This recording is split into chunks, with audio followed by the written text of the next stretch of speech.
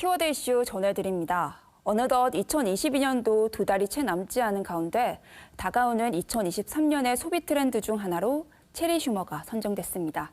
경기 불황 중에 나온 신조어인 만큼 많은 관심을 받고 있는데요. 자세한 내용 키워드 이슈에서 전해드립니다.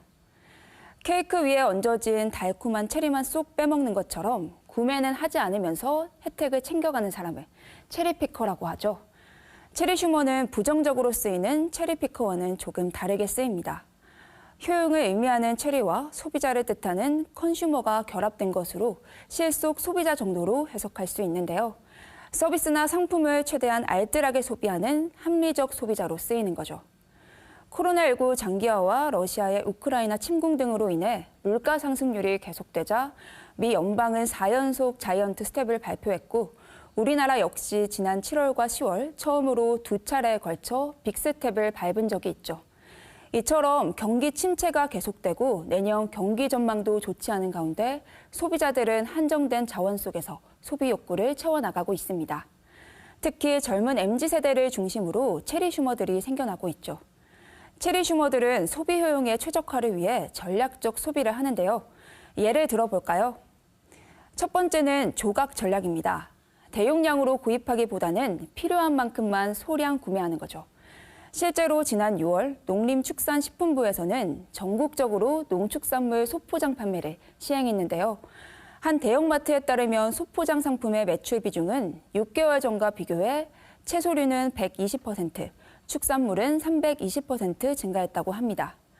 두 번째는 반반 전략이라고 하는데요. 쉽게 말해 공동구매라고 볼 수 있죠. 배달비를 절감하기 위해 같은 아파트에 사는 사람들끼리 채팅을 통해 배달 공구를 하거나 OTT 플랫폼을 공유하고 이용료를 나눠서 결제하는 것 등이 체리 슈머의 반반 전략이라고 볼 수 있습니다. 마지막은 말랑 전략이라고 하는데요. 예전같이 장기 계약을 하지 않고 필요할 때마다 유연하게 서비스를 이용하는 것을 뜻합니다.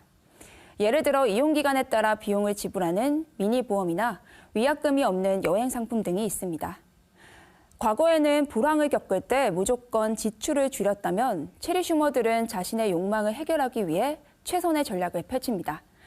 이 같은 체리 슈머의 등장에 기업들도 바쁩니다. 편의점 업계에서는 용량과 가격을 반절로 줄인 제품들을 선보이고 배달 업계에서는 배달비를 줄여서 함께 주문하는 서비스를 도입했습니다. 유통 플랫폼에서는 공동구매 시 할인폭이 커지는 서비스를 제시하는 등 나누고 쪼개는 실속 소비 형태에 맞춰 트렌드도 변화하고 있는 거죠. 경기 불황에 맞서 등장한 체리 슈머. 앞으로 MZ세대를 중심으로 체리 슈머들은 더 많아지고 체리 슈머들을 위한 마케팅 전략도 더 다양해질 것으로 보입니다. 그러나 체리 슈머는 부모보다 가난한 최초의 세대라고 알려진 MZ세대들의 치열한 키워드라는 점에서 어쩔 수 없는 선택사항은 아닐까요?